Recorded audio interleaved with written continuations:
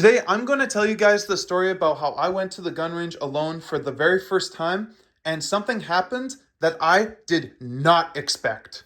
But before I start the story, I would just like to say a big thank you to my last upload. I really didn't expect it to pop off like it did, so I appreciate every one of you guys. And I would like to address a couple of the questions you guys had in the comments, of which thank you guys for commenting. I tried to read all of them, and I definitely learned a lot. This comment, peak video, I subscribe. Fuck yeah, Operator Jack. And you know what? You should too. If you guys like this style of content, then definitely subscribe. I enjoy making it. It's like this one. I actually didn't know Lee Enfield ammo or 303 British ammo was expensive until I looked at Cabela's, and yeah, that shit's expensive. And like this one, about the fair prices. I will say, Hermanns Guns is actually fair price considered to the inflated market we have today. And you know what? I will let the almost 1,000 5-star reviews speak for itself. Anyway, back to the story. So I recently ordered a gun through the mail, and I was going to pick it up at Canada Post. I went in there and was like, hey, do you have my gun? They're like, yes, we do. Here you go. Thanks. And the gun I got was a brand new Maverick 88. And I was like, you know what? I want to go out to the range. It's been a while. So the range I go to, or I guess used to go to, is pretty much a man's playground. It's a bunch of sand pits, gravel pits, and water. So you could take your boats, jet skis, UTVs, ATVs, dirt bikes, you name it. You could do it all out there. And there's two designated range spots. There's range 1 and then there's range 2. So I go to range 1. Range 1 is busy. It's also very basic and boring. So I decide to go to the one I usually go to, which is range 2.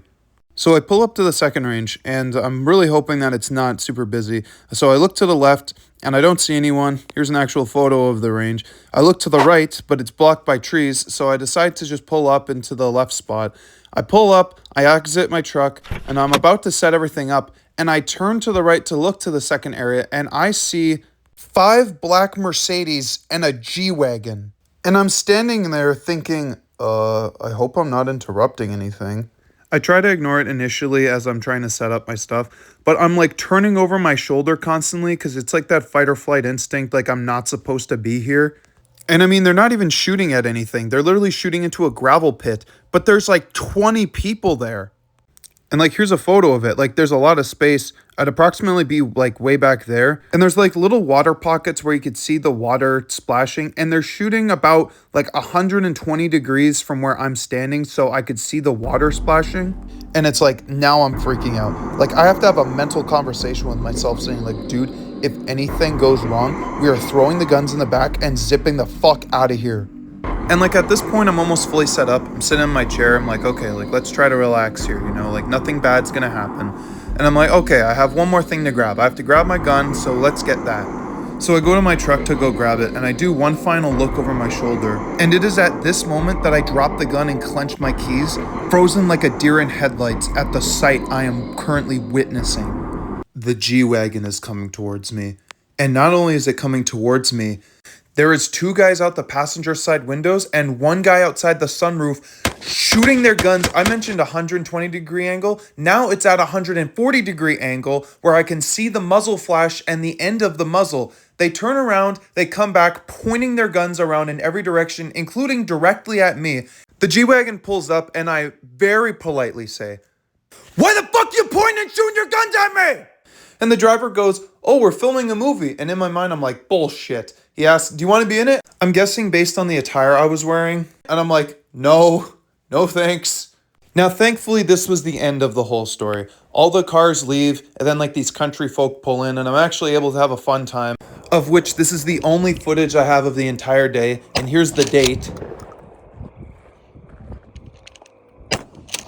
Now, I have observed this reckless behavior before, and I don't know if this is common where I reside or if this is all around Canada, but what typically happens is one of the friends will get their gun license, and then they will take their 15 other friends that know nothing about firearm safety, whether it's at the range or in Cabela's. They'll be pointing the guns around, shooting in the air, or twirling them around in the middle of the store, to the point where the Cabela's workers had to get involved and take the firearm away or kick them out of the store. And one of my friends, we went to Cabela's because he was looking at a gun to buy, and we overhear these 2 guys talking. One of them, I'm assuming, is buying a gun, talking to the worker, and the other guy is his friend.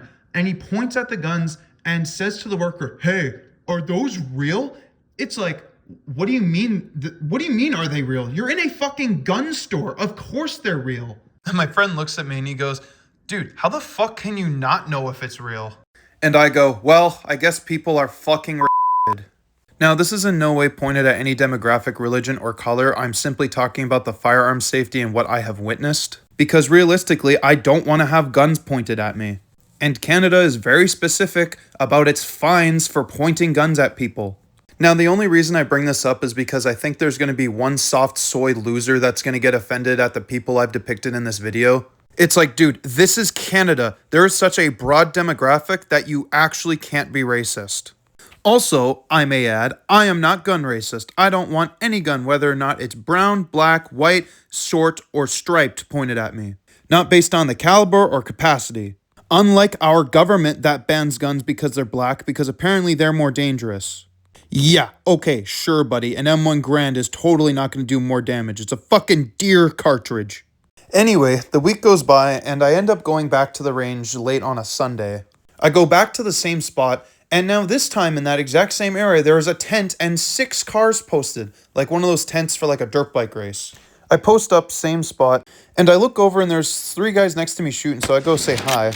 They let me shoot their 2 Car 98Ks that they put scopes on, and that was pretty cool. They were explaining the history. Kind of crazy that almost 2 years ago that range day was, and now I own my own Car 98K. Never would have guessed. So I go off explaining my G-Wagon story, and the first guy looks at me and he goes, yeah, we usually just take pictures of the license plates and send that to the RCMP.